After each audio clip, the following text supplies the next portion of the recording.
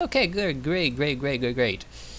So if you're on the Discord, which by the way, I will shamelessly put in the Discord links in case you're not in there already. You can come and join that because it's good. It's a good server. It's full of bad memes. Yeah, now we've got the bot working, so +1. There we go. So, getting back to the game. Obviously, we have a nice little 1v1 sent in by Adamir Magnum, most likely, because he sends in a few replays, so I'm guessing it was him. His opponent is Joestar, and it's on Famenville Approach. Oh man, it's been a long time since I've seen, one, a 1v1. And two, this map in general. Like, holy crap. Like, damn, this map, I have not been seeing it for a long time. Obviously because, you know, I haven't been looking at many 1v1s, but yeah. Man, I used to play this map like all the time when I played Company of Heroes 2. Because, you know, you'd have to play a lot of 1v1, obviously. And, yeah, if you played 1v1, this would come up a fair bit. Damn. Anyway, yeah, it looks like double engineer start for Adamir, and partisans! There's no party quite like with the partisans.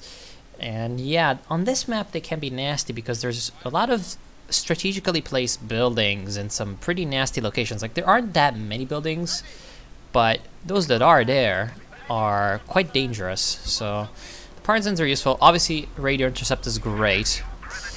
And the partisan tank hunters plus the marked vehicle are amazing. So overall, you know, it's useful, although picking it right at the start obviously is very bold. In fact, even going for a sniper at the start with the Soviets, pretty bold as well. So Joestar, gonna be going with the classic, you know, MG Grenadier.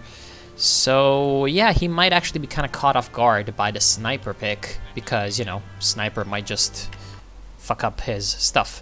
And hi, Ian Lambernight, hi Cutie, and Jesus Christ, obviously the 911s are coming.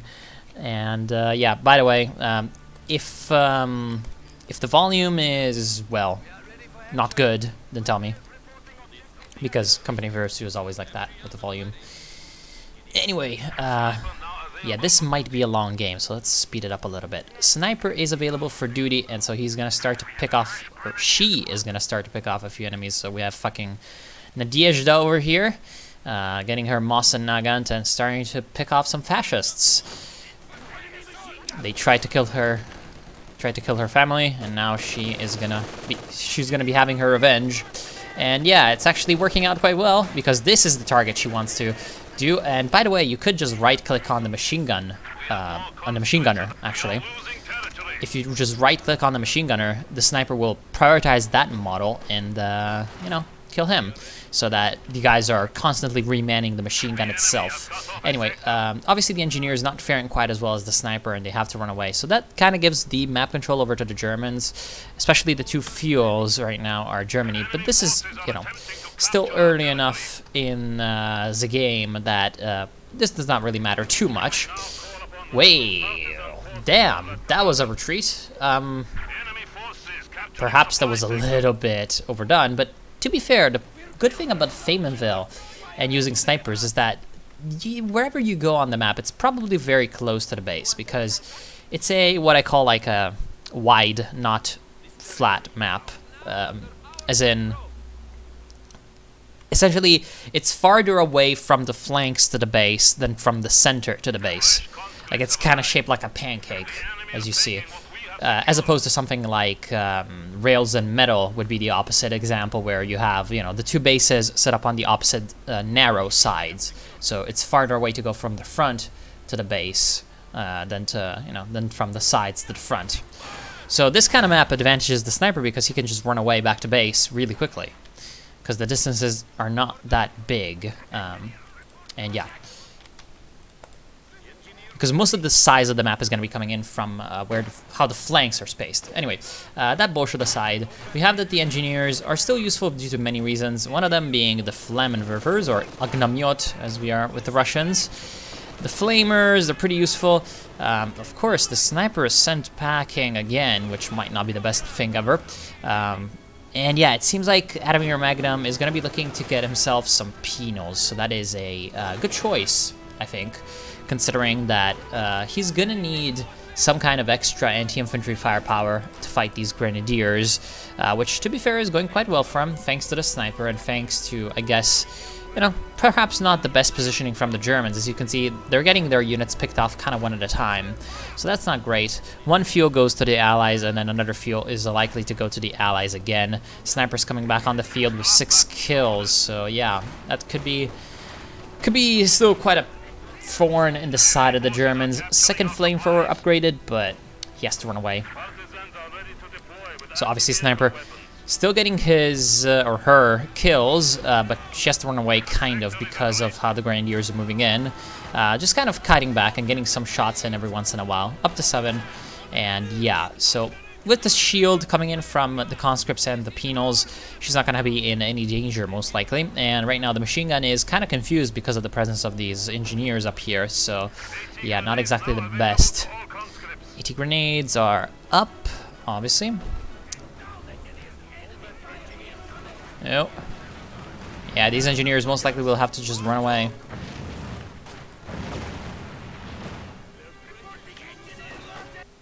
Damn. Hey, Kraflin. Oh god. Capricciosa. Happy 9/11s, XD. So yeah, essentially we have just the Grenadiers doing their best for the Germans, and finally we have a bit of a change-up. We have the half-track, and actually he goes for the Jaeger infantry doctrine, so that means that he can get himself some camouflage nets on his units. Not the worst idea ever, just due to the extra damage that comes from being an ambush camouflage, and also you can ambush the sniper. You can, I guess, counter-ambush the sniper, and yeah, that might be, I don't know, that might be like a tricky thing to do for the Axis. And yeah, obviously the half-track is probably going to be turned into the flame half-track, so the flame projectors. This could be useful, but Adamir Magnum is with the Partisans, and he has gone for tier 1, so that means that he has both PTRSs and the Partisan tank hunters, so this could be potentially quite dangerous for the half-track to bear.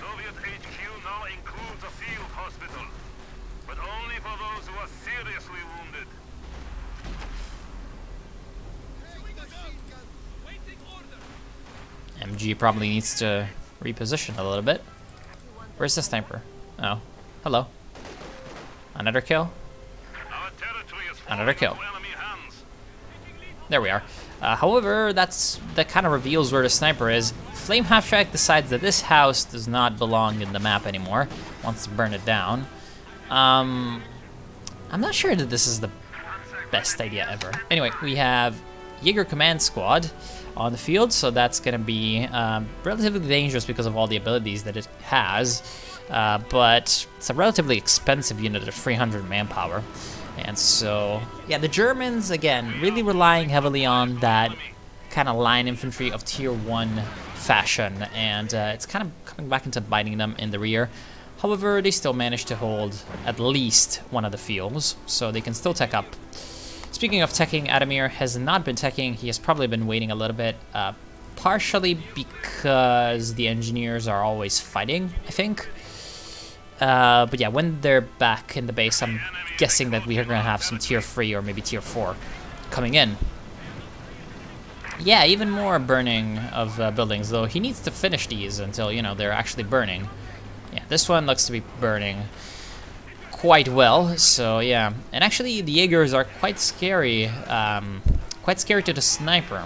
Like, the sniper would want to keep as far away from the Jaegers as possible. Of course, though, you know, Jaegers being quite expensive, they need to be afraid of the sniper too, so that's not great. One house is down. Second house looks like now it is burning. So is the flame hatcher going to come down here and take out this house as well? Oh, I see why he's doing that. Nice rifle grenade killing the engineers, I think. Yep. Actually, that blew up the mine, which was great. I think I know why he's blowing up these buildings with the half-track. It's because he doesn't want the partisans spawning out of there. interesting to use the half-track that way in the first couple of minutes rather than actually trying to use it to, you know, get some damage done while the enemies don't have many counters, and then using it to burn down the buildings anyway, because it's not like the buildings are gonna tech up and get anti-tank guns and T-70s or something. But that's just my thing. Oh, here's the PTRSs. Also, here's a sprint coming in from the Grenadiers with G40 freeze. So the sniper is actually in big, big trouble, and I think, she will die. Damn, Adamir Magna is not happy about that. That was a very, very good play by Jojo Star. Yeah, she was, you know, the sniper was just not expecting that to happen. And man, these G40 freeze, they're working down these infantry squads. Wow. Was not expecting that. I don't usually see G40 freeze do that well, but yeah, this puts Adamir Magnum into a much worse situation than he was before. He's down to 2 conscripts and a penal, as opposed to 3 grenadiers, 1 Jaeger, a machine gun, and some flame.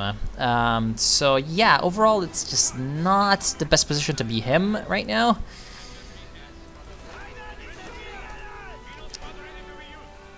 But he's of course going for tier 3, and he's got enough fuel for tier 4, so you know, this could turn very quickly if he gets out of T-34 or something. Damn. Pino's also doing quite well. Jaeger is getting themselves in behind that car, but I don't think they're going to last very long with the flames coming in. Yeah, the flames forcing them away. So at least Adamir Magnum still has those 2 flamethrowers. It looks like he built another flamethrower unit, and he's actually going for a T-70 instead of the tier 4. I'm not entirely sure I agree, because obviously the anti-tank guns are coming, although I see why he's doing it, because he really wants to deal with these grenadiers, and also the T-70 is way more than a deterrent for the 251 flame half-track, obviously. You know, can beat it quite handily.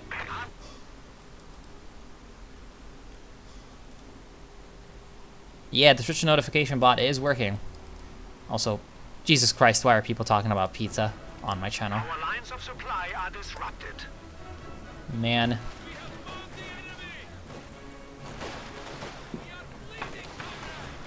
No Molotovs. Should probably just run away. Oh, nice usage of the machine gun. Yeah, he needs to run away. He was trying to protect his own engineers that were planting down the mines, but it obviously did not work. Obviously did not work that well.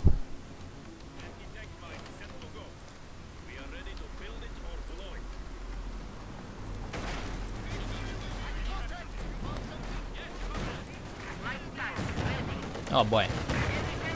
Yeah, T-70, as you can see, quite effective. However, he needs to be very, very afraid of this anti-tank gun. So it's kind of a double-edged sword, because it's also going to attract a lot of micro, and damn, he's really taking down those Jaegers. Finally hits a, you know, Pack 40 finally hits a shot on him. Needs to run back. So we have tier 4 also coming in, and nice Panzerfaust from the now vet-free Grenadiers.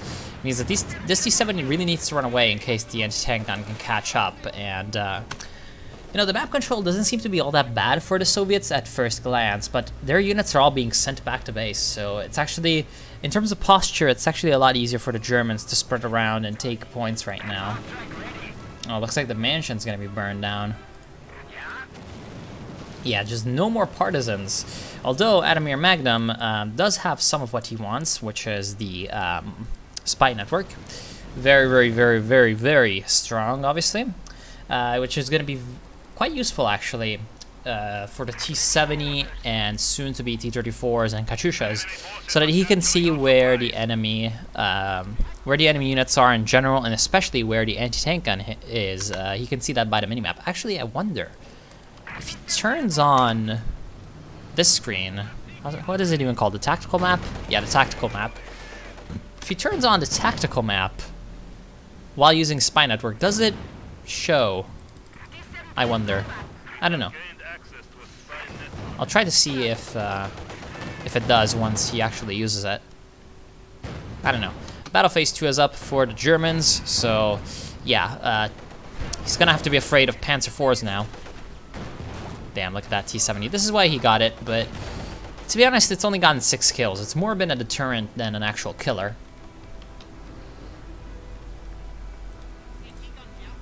Oh, spy network.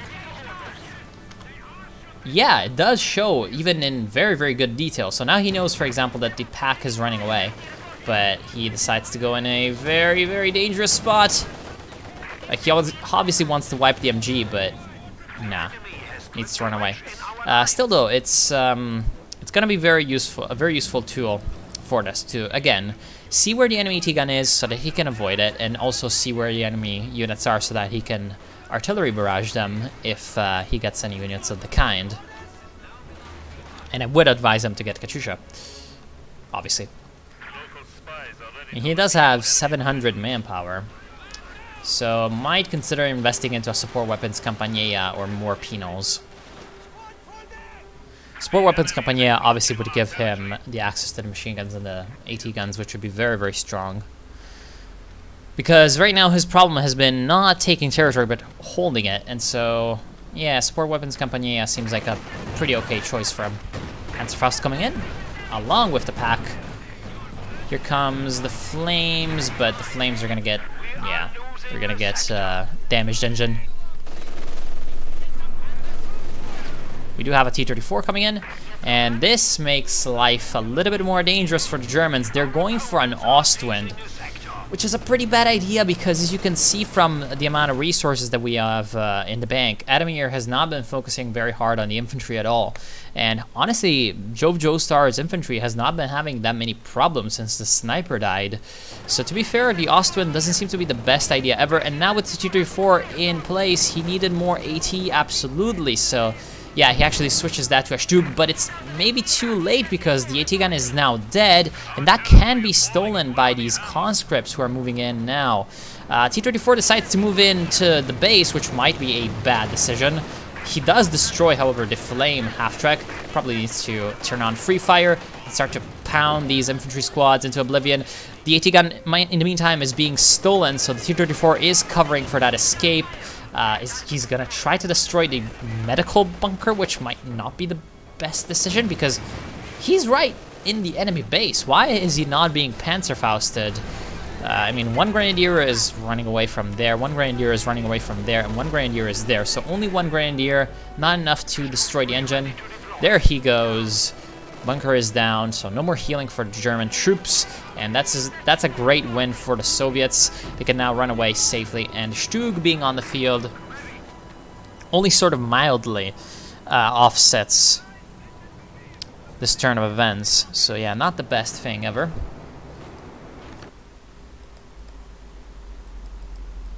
No struggle, no scream. What the hell are you talking about?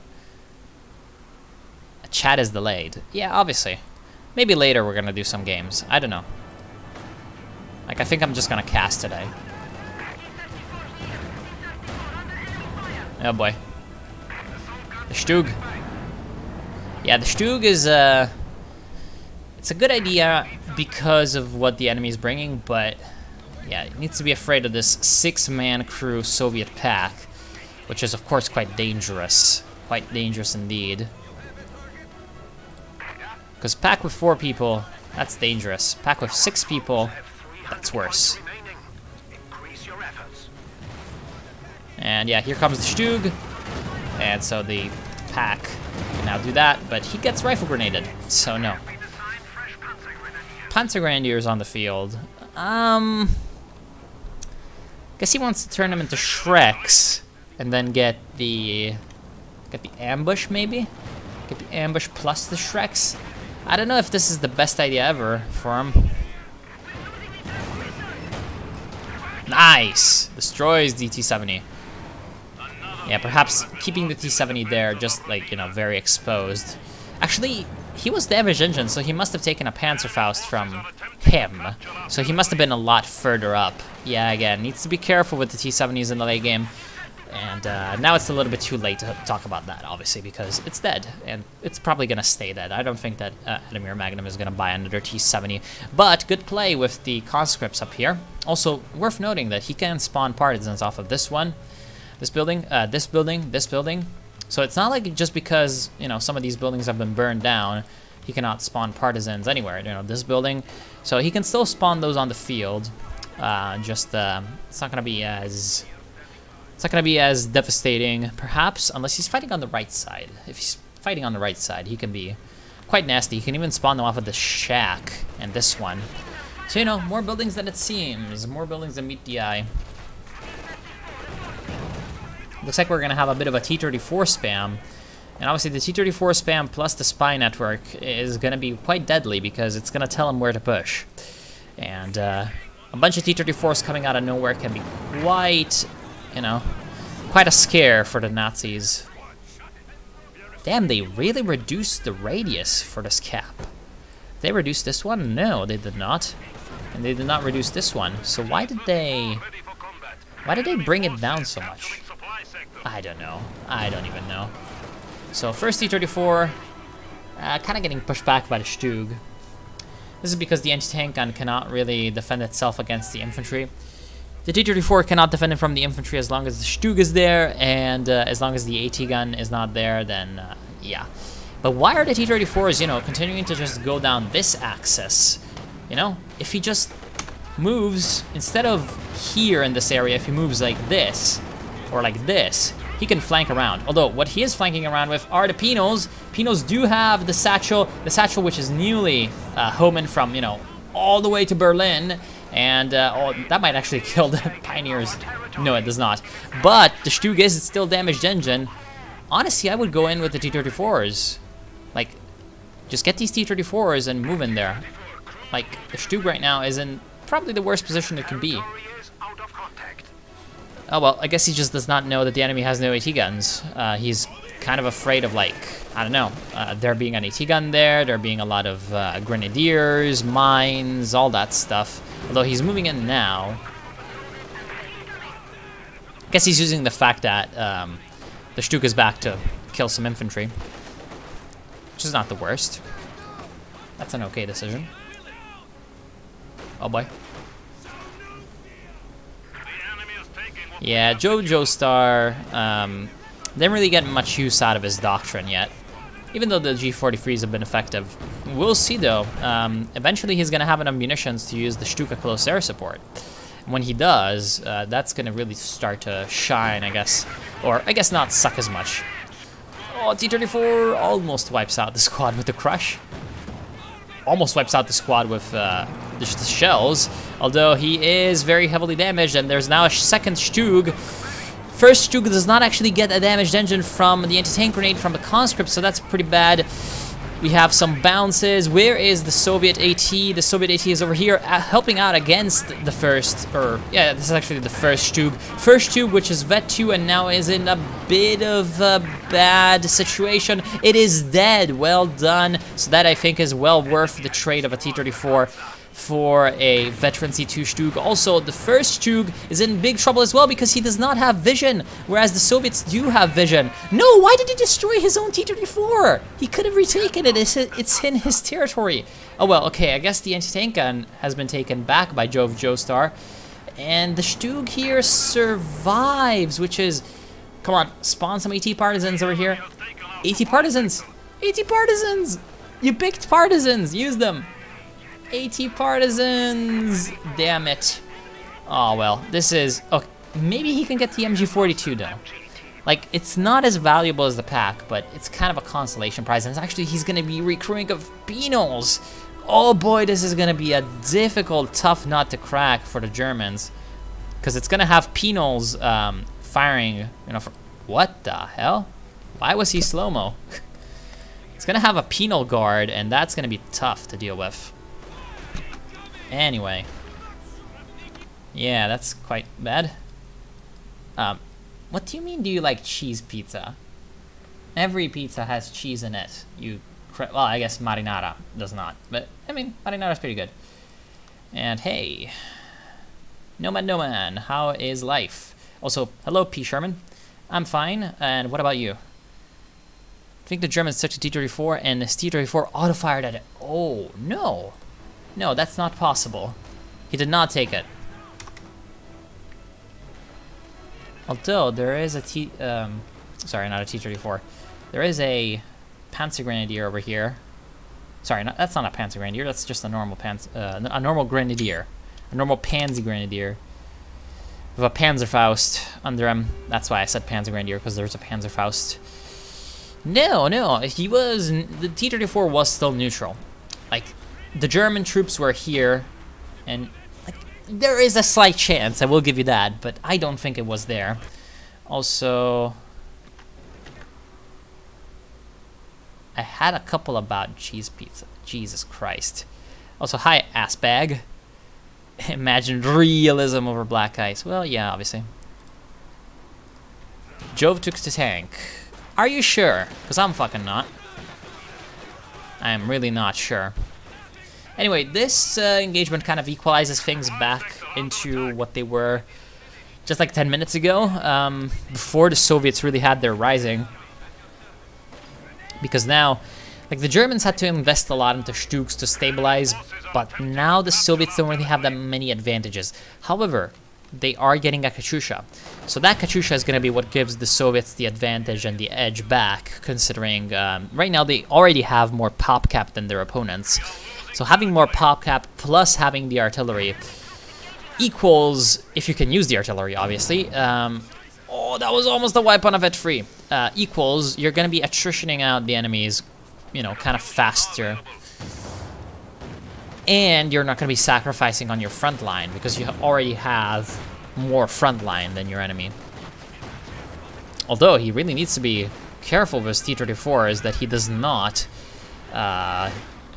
take too much damage from these anti-tank units. Which is obviously mine. Oh, well. Panzer Grenadiers almost died. Katyusha on the Pak 40, and that's gonna secure the kill on the crew. I don't think they can take it. There's just too many German units around here. Although, oh, nice, well done, Satchel. I did not see that this was a Pino squad, so that was a good and well-executed play. Now there's no more AT guns. There's a P4 coming in for Jove Joestar. I think that he needs to invest in a anti-tank gun still, though. Because he really needs to deal with these T-34s somehow, and one Stug is not going to be enough. Although perhaps he's going to be waiting for just the Panzer IV spam. This is not a good thing if you want the Panzer IV spam, though. He's just moving in kind of carelessly. Needs to not kill his own P4 before it can do too much. Perhaps he should consider investing, yeah, okay, in a second engineer, because he now needs to repair 2 tanks, not just one, and yeah, the double tank repair is going to be very slow with just 1 Pioneer. Wehrmacht, one of the slower, in fact, I'm pretty sure the slowest at vehicle repair, like just the slowest faction as a whole, because, you know, they have engineers that do not have any bonuses to repairing in any kind of way, I don't think. Oh no, okay, actually Vet 2 does give them repair time. Ah, engineers also get repair time increase. That did not used to be there, I'm pretty sure. Anyway, they're still pretty damn slow. And they also do not have like any special abilities to do so like the Soviets. Although, right now the Soviets don't have any special things for repair because, you know, picked partisans, and all of their special repairs are doctrinal. Damn. Hurrah! Okay. Our territory is falling into enemy hands. More mines. Good usage of the munitions, obviously, from Adamir Magnum. He's had munitions control most of this game, and this has come to help him out a fairly great deal. Yeah, I know the Soviet engineers are the worst. Yeah, you can, like, not... Because, in case you do not see this, there's one of these people sending me messages on Steam. So I'm just telling him that he doesn't need to tell me these things because I know them. Anyway, so he's been using the munitions quite well. And the fact that he had control over the munitions points is actually quite great because he's got the spy network that he can essentially spam out most of the time just to know where the enemies are. And he's also been using the mines as much as he can, so that's quite good. You know, kind of avoiding the problem of some Soviets of just not really using their munitions. Although the Panzer IV is about to do a very nice flank. This Katyusha is dead. Rip. Although the Panzer IV might die as well. Right now, the T-34s have been very incompetent. One of them just kind of standing there. The other one not hitting and not penetrating so that the anti-tank grenade does not actually damage the engine. Where is the second T-34? It is up here. In fact, it is pretty good that it is there because now it can flank around the Stug, although it decides not to do that and to put himself between the two feuding units. Right now, it seems like he's going to try to finish off this first Panzer IV, which is probably a pretty good idea. Here we have no Mark vehicles actually being used. There goes one of these guys. Panzer IV is dead, and now the T-34 is kind of playing... Well, it didn't work. I was gonna say he's playing kind of hide-and-seek with the house, but looks like attack round was used. No satchels are gonna be locked on the Stug, so... that's still a pretty good trade for the Germans. Considering they were able to take down, you know, the T-34 plus the Katyusha for Panzer IV. But however, if you think about it, Jove Joestar not controlling fuel most of this game, he cannot replace his Panzer IV, whereas the Soviets can replace the Katyusha. For Jove Joestar, his like a single point of fuel for him, it's twice as valuable as it is for Adamir Magnum, because Adamir Magnum has double his fuel income. Now only a third more because he has retained his fuel point, but you know, normally it was that without this fuel point it was double the fuel income. So losing 120 fuel P4 is pretty damn similar to losing 180, right? No, 175. So, you know, it's better for the Soviets to lose 175 fuel than for the Germans to lose 125 fuel right now. That's essentially that. Русские тоже тут смотрят. Хорошо. Привет. Hello, Grey Knight.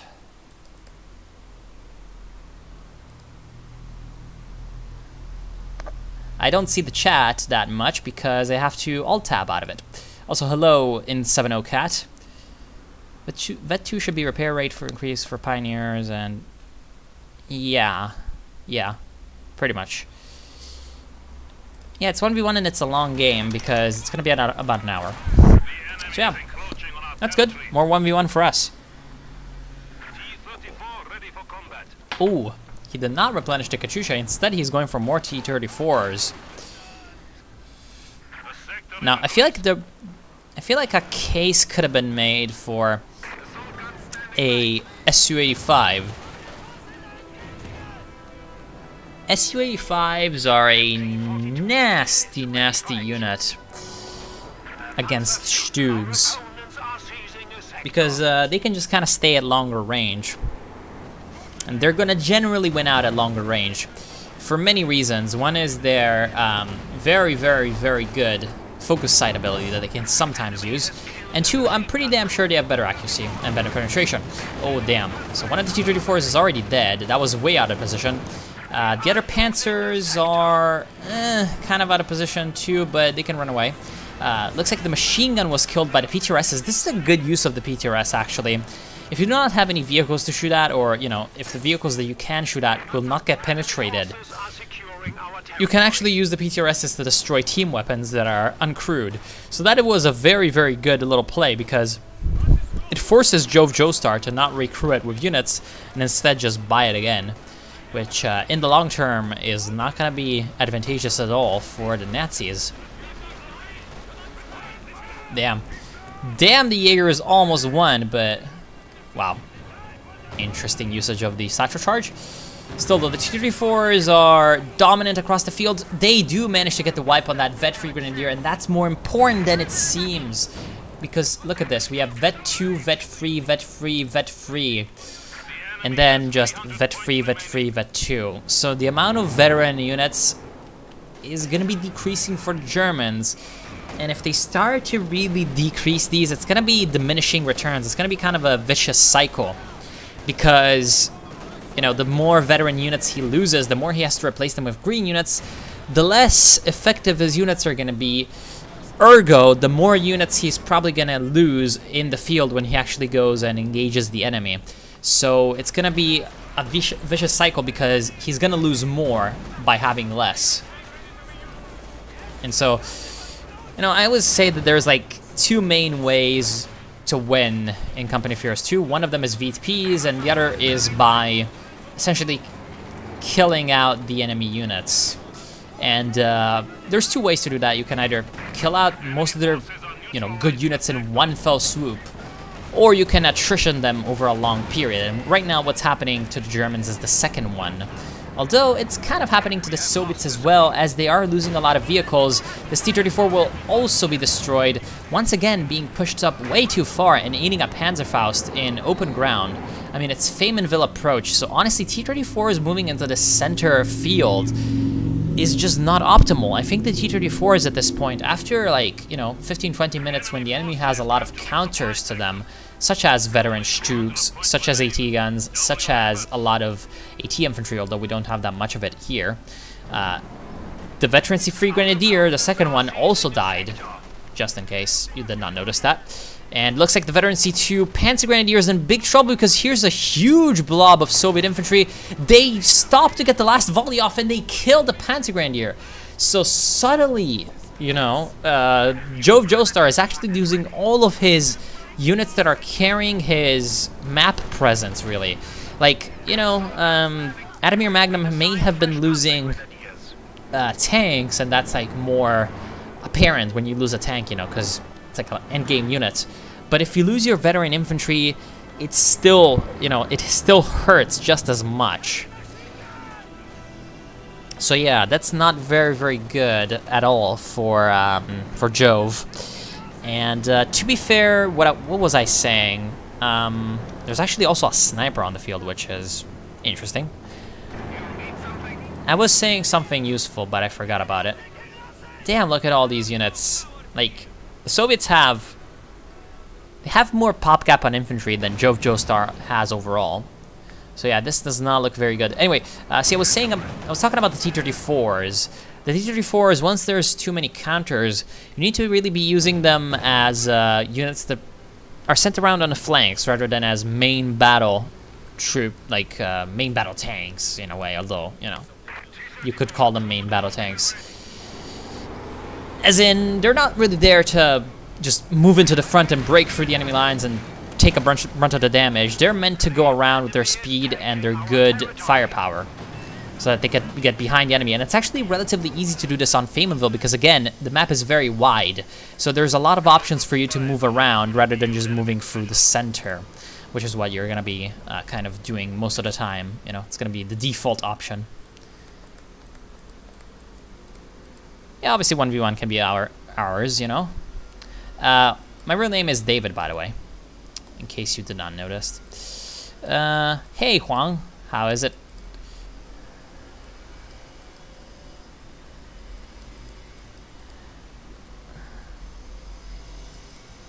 Yeah, the sniper, when the infantry advantage is already his, but I think what he wants to do is he wants to keep his opponent down.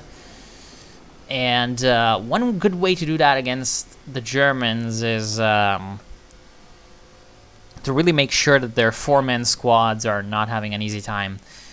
Although, I mean, he's got a lot of Pinos on the field. He's got 3 of them, and 2 conscripts, plus a stolen MG42, plus 2 flamethrowers, plus a T-34, and now he's also going for Katyushas. This last one is definitely overkill. Like, right now he's doing all anti-infantry. So, you know, all anti-infantry, quite dangerous. Because smartly, Jove Joestar is starting to transition into more Panzer IVs rather than anything else. And the Panzer IVs are going to be just so difficult to deal with, considering the build that Adamir Magnum is going for. So here we go. So T-34, 1v2. And actually, there's the Stug here as well, and it's a vet-free Stug. Is it going to use target weak point? Doesn't even need to. They can just chase down the T-34. However, the Soviet infantry is getting involved. Here comes the first anti-tank grenade. That is a damage engine on this Panzer IV. Now the penal battalions can get in close and use these satchel charges, but they're not doing that. Oh, anti-tank partisans being spawned finally from the buildings. And I think that here comes the Shrek of Doom. Does kill the Panzer IV, so was an even trade, I guess. And it also kind of wakes up Adamir Magnum, I think, as to the threat of these guys. But no, it's too late. He's already built his second Katyusha, which is, well, you know, not the greatest. Katyushas are firing in on the base, but I mean, it's going to be relatively easy to avoid it, I think. And especially dangerous is the fact that the Katyushas here are going to be just vulnerable to German moves. Although, one thing that he could do with the Katyushas is just kill the buildings.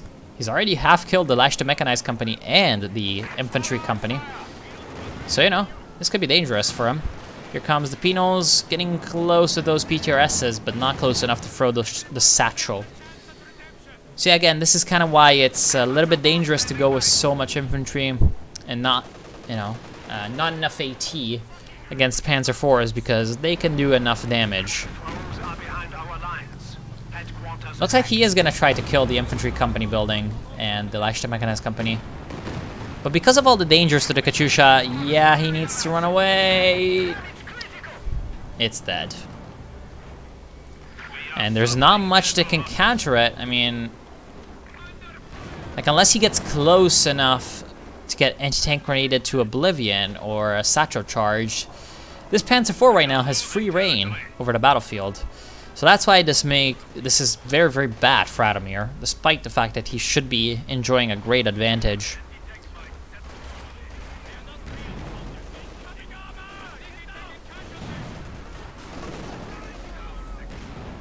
Damn. 16 kill P4. Still though, the Soviets could probably just win thanks to map control and VPs. There we go, another Grenadier squad down the drain.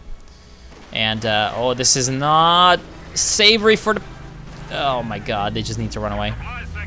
And this time the Austrian is a good idea, although I still would be going for Panzer IVs, because they're just more useful overall. Honestly, at this point, Panzer IVs are going to be pretty good. And this Katyusha is going to die. But actually, the Panzer IVs decide to just roll on in, and yeah, this Panzer IV is going to die. Hit a mine, and went into... Yeah, right, see... I was saying, as long as he does not get close enough, and he kind of did that, because he did not scout ahead. I just kind of assumed for some reason that he was going to scout ahead, but he did not. And so, rip him. Loses the Panzer IV, still builds the Austrian instead of getting another P4. And so right now, Adamir Magnum can get himself a Su-85. I think that would be the best choice. And he would not have many counters to that. Cute the cutie. No, don't do that. The Katyusha rocket penetration. Jesus Christ. Nah, Wehrmacht does not need a Tiger late game. They've got tier 4, man. Panthers, Brumbears. They're pretty good. A Brumbear right now would be excellent, although Joestar never had enough field control to really make tier 4 valuable for him, or viable at all. Oh, Sniper picking off the Panzer Grenadiers. This is why he went for the Sniper so late into the game. And actually, the Austrian is lightly armored enough that the PTRSs are being quite scary. Also, Teller mines over here. Ooh, potentially dangerous. Pino's not getting PTRSs here, so no anti-vehicle satchel charge. Although this Austrian could be anti-tank grenaded, honestly. Not sure why that's not happening. But yeah, look at the German infantry. It's just not enough. Like, the tanks are lacking the infantry support right now. Soviet infantry pushes up a little bit too far, though. Sniper's still here, getting 11 kills. And actually, she's picking off enemies in the base, so, you know, lots of free kills. And that's some expensive infantry. Like, Panzer Grenadiers are like 30 something? Yeah, 34. And Jaegers are 30, so yes. That's scary. Katyusha barrage. Oh wow, that wiped out the Panzer Grenadiers. That was pretty unlucky for Joestar. Yeah. It's looking pretty bad for him. His Jaeger Command Squad, though, has 36 kills. Damn. That is something else. Rifle grenade. That was a bad rifle grenade. This unit was too spread out for that to be effective. Although he can get behind her and murder them easily enough. Actually, never mind. Scout Sniper is back here. Scout Sniper. The squad of pioneers has arrived. Super Cancer. The enemy is taking I mean, our territory. It's not my fault if you don't build P4s and you waste the ones that you have.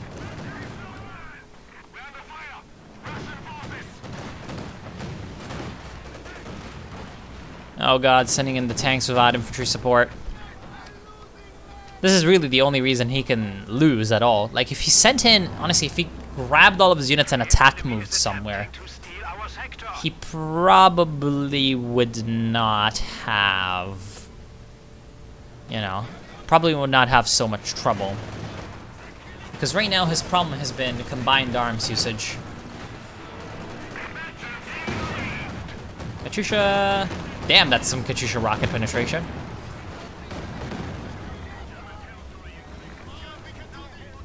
And in terms of victory points, we have 137 to 141. So it's pretty even, but I mean, considering the Soviets have like 7 million more infantry, I am pretty sure that the Soviets are going to have this in terms of the infantry game. And so they're probably going to have more VPs. The Germans at this point, they just need to attrition out the Soviet build, which is so unbalanced towards infantry.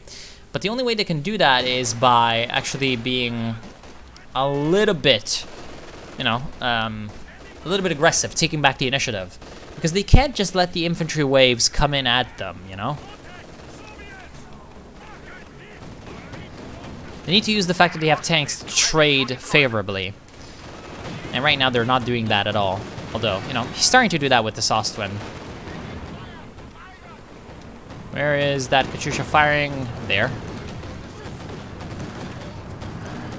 Double Ostwind on the field.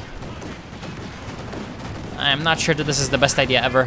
First Ostwind eats some anti-tank partisans. Second Ostwind, along with the first one, destroy a Vet-free.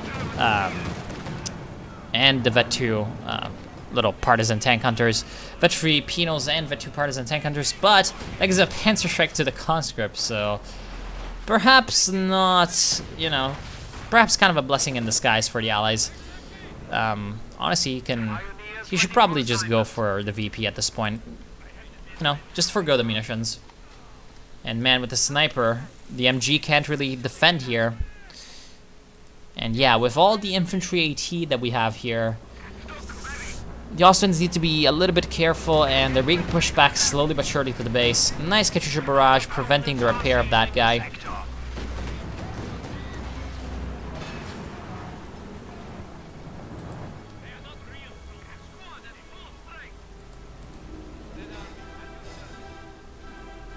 Yeah, I just don't see how Joestar is coming back into this at this point.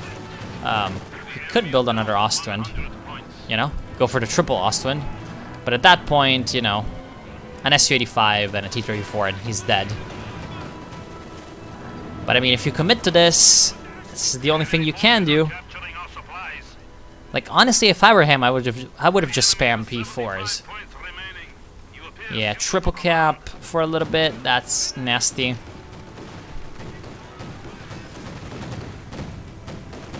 Slowly but surely getting worn down by PTRSs on his tanks, and he does not have the repair capacity to keep them topped up. Going for a third Ostwind, and actually it's taking its toll. As I said, you know, attritioning out these infantry squads by bleeding out the manpower is a viable tactic for him. The problem is he just needs to be careful, because at one point Adamir Magnum is actually going to get some vehicles, and also, you know, the VP situation cannot be ignored for the Germans because they're down to 47. And yeah, we have a new T-34 standing by, so yeah. T-34 means that all of this Ostwind stuff, you know, not going to be quite as useful anymore. Oh boy, this is going to be nasty for the Soviets, but it's also going to be nasty for the Germans. The Austrians are giving in to their fate and trying to at least take down as many of them with them as they can, but they decide to bunch up with the satchel. So that was not the best idea ever. Third Ostwind does not die, which is incredibly lucky. Almost triple capping the Soviets, but not close enough. You know, south still being neutral and center being reclaimed. So this is the end for the Germans, because now there's a T-34. The Soviets have rediscovered armor, and so Ostwinds not quite as nasty as they were. South can just easily be capped here, and I'm guessing that the north is going to be capped as well. And wow, Vet Free stole an MG42. That's nasty. Last hurrah of the Germans, trying to move in with the Ostwind and the Stug. Doing quite well, but here comes some satchels. South actually is being capped, so the Germans are back in the lead. And, yeah, but they just move out of the middle. So the middle is recapped, and the south is recapped thanks to the T-34. Okay, never mind. So that's the end. I would have just spammed T4s if I were Jove. Like, I don't know. That's what I would have done. GG, you play like a dick. Jesus Christ. He could not have gotten Panzerwerfers because he just didn't have the fuel to get tier 4. So yeah, that's pretty bad for him. What do you mean should he be a class? I don't have basically class anymore because I'm about to graduate. So no. And I do cast 4v4. I just cast whatever people send to me. Say along. So yeah. In-game chat salt is fun, obviously. Cutie cutie, your jokes are just something else. Just go back to the 911s. Anyway, so that's game 1 of today. Interesting. Interesting game overall. I feel like just the Germans kind of dropped the ball here. They could have had so much more success with just a